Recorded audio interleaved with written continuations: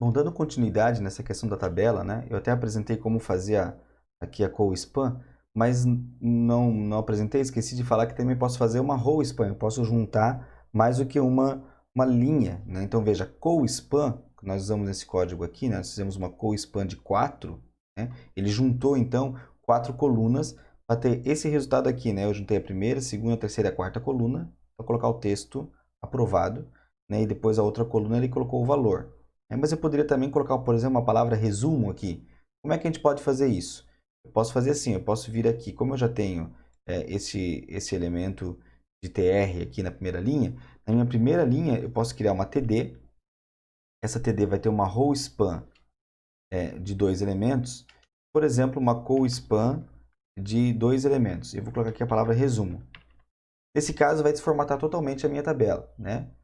Veja, se eu vier aqui agora e apresentar, ele vai ficar uma tabela totalmente desformatada, né? Porque ele criou uma coluna a mais aqui, né? Para a gente apresentar. Mas eu já criei um resumo aqui, ó, com 2 linhas e 2 colunas. Agora, o que eu preciso é reduzir esse tamanho da palavra, essa linha aqui de aprovados e reprovados. Para isso, eu volto no código e altero a co-span de aprovados para 2 e também a de reprovados para 2 na outra linha de baixo. Agora, então, se eu vier aqui e olhar o resultado, eu já tenho um resultado bem mais agradável, né? Um resumo com os aprovados e os reprovados, por exemplo, né? Agora, também a gente pode colocar alguns outros elementos aqui, usar um pouco de CSS para colocar um pouco mais de beleza, né? Para essas minhas bordas aqui, né? Então, veja o que nós poderemos fazer aqui neste momento. Nós vamos voltar no código, criar, pode ser aqui embaixo mesmo, um bloco de style, só para que a gente possa entender como nós vamos fazer essa estilização da página, né? Então, eu posso, por exemplo, dizer que se eu encontrar uma table aqui dentro, né? Dentro do meu bloco de style, se eu encontrar uma table, eu quero que as bordas dela, né? Como é que a borda vai ser trabalhada, a borda collapse dela, vai ser do tipo collapse. Isso aqui é importante. Opa, collapse. Isso aqui é importante, né? Quando eu passo o mouse por cima, ele já fala, né, qual é o modelo de borda. O modelo de borda pode ser separado, né, de uma célula para outra, ou pode ser unificado, que é esse collapse. Neste caso aqui, ele já vai mudar um pouquinho, né, meu formato de borda, né? Nesse caso agora, até vou querer tirar essa borda aqui, não quero que ela apareça. Eu vou querer que apareça a borda só em alguns lugares. Então, eu vou voltar aqui na table, vou eliminar esse elemento de borda daqui, até porque não é muito indicado, né, colocar esses elementos aqui, como eu já falei antes. Então, vou voltar a borda agora, ela desapareceu. Então, não tenho mais borda nenhuma, né? E o que eu vou querer fazer é espaçar um pouco esses elementos aqui, né? Então, tanto nesses TDs aqui, em cada um desses TDs, como esse TH aqui em cima do título, eu vou querer dar um padding para ele. Então, eu venho aqui, né? Então eu vou procurar pelos elementos de TD e de TH.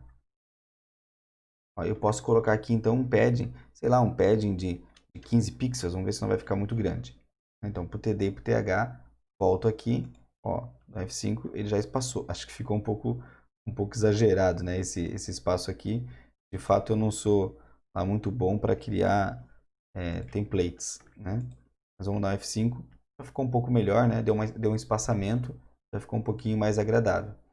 Eu posso, por exemplo, falar que aqui dentro desse meu cabeçalho, nesse meu T-head aqui, eu posso, por exemplo, colocar uma borda, uma borda aqui para separar o texto, né?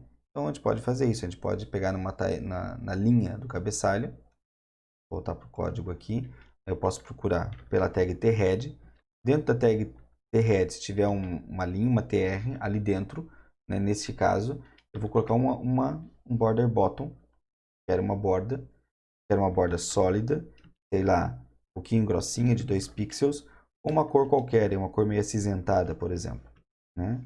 Aqui uma corzinha acinzentada. Quando os elementos se repetem, né? Se fosse 4, 4, 4, 4, 4, 4, quando os elementos se repetem, eu posso tirar um desses elementos de repetição, né? Então, vem aqui, tiro um dos elementos de repetição, pronto, fica 4, 4, 4. Significa que são os elementos repetidos. Eu volto aqui, ó, veja, eu já coloquei uma bordinha aqui, né? Acinzentada. Eu poderia colocar uma borda preta também, acho que vai dar, né? Posso vir aqui e colocar uma borda preta, também vai ficar bom. né? Ó, veja, uma borda preta fica bom também, né? A gente pode usar assim. Além disso, eu posso colocar uma borda, agora sim, colocar aquela cor, né? Acho que eu posso colocar aquela cor agora aqui para não ficar preto, que não vai dar certo, num rodapé, por exemplo, no meu resumo. Então eu posso procurar pelo meu tfoot. Se eu achar um tfoot, eu posso colocar agora aqui um background color. Aí sim eu posso colocar aquele elemento, acho que fica bom, né? Só que aí se eu colocar agora vai desaparecer o texto, né? O texto preto ficou estranho. Então eu posso, neste caso, mudar a cor do meu texto para branco, né? Então acho que aqui pode ser um texto branco mesmo, né? Ou um FFF, né? White ou FFF. E acho que eu posso também aumentar o tamanho desse peso, né? Colocar ela como negrito. Aqui é um resumo. Então vejam, ó, do F5, já tem aqui um texto diferente. Já deu um pouquinho, não está lá muito bonita a fonte, né, das mais belas, né? Mas já tem aqui um resumo do que está sendo apresentado. Né? Tem uma parte principal aqui, um resumo. Eu poderia também mexer aqui, sempre que quero passar o mouse por cima, eu poderia fazer um efeito, né? Então, por exemplo, eu posso vir aqui e colocar, por exemplo, nas minhas linhas, sempre que tiver um evento de hover, o mouse já passando por cima, só quando o mouse já passando por cima, eu quero mudar a cor de fundo. Background color. Eu posso usar aí uma cor, sei lá, essa cor Azure aqui, né? Que já dá um elementozinho de... Deixa eu salvar aqui, tem que atualizar aqui a página. Pode dar um elementozinho de cor ali, ó. Só que também deu aqui, né? Então eu não quero que ele, só quero que ele fique aqui no meio. Né? Nem lá no cabeçalho, nem aqui no rodapé, porque fica estranho, né? Porque no cabeçalho e no rodapé, esse elemento de cor, acho que você consegue perceber ali que tem. Então, se eu quero só ele no cabeçalho, então no corpo, então eu coloco um t-body aqui, um t-body. Pronto, então o tr dentro de um t-body vai ter aquele comportamento, eu atualizo, agora aqui não acontece nada, aqui em cima não acontece nada, mas quando eu passo o mouse por cima dele aqui, ó, tem um efeitozinho, uma tabela, de um realce, né? Poderia mudar também a cor da fonte, poderia fazer alguma alteração, poderia deixar em negrito, né? Eu poderia, por exemplo, fazer com que o meu fonte weight fosse, por exemplo, bold. Então, atualizar, ó, coloquei um font weight, bold, né? Agora, além de tudo, quando eu passo por cima, ele fica em negrito, ó. Então, ó, ficou em negrito. Ele está mudando a largura, porque a palavra reprovado aqui muda a largura da coluna, né? Mas, olha só, deu um efeito diferente. Pronto. É isso, né? Com esses elementos, eu já dei um formato um pouco diferente para aquela tabela, tinha ficado um pouco esquisitinha, né? Mas assim já ficou um pouco melhor.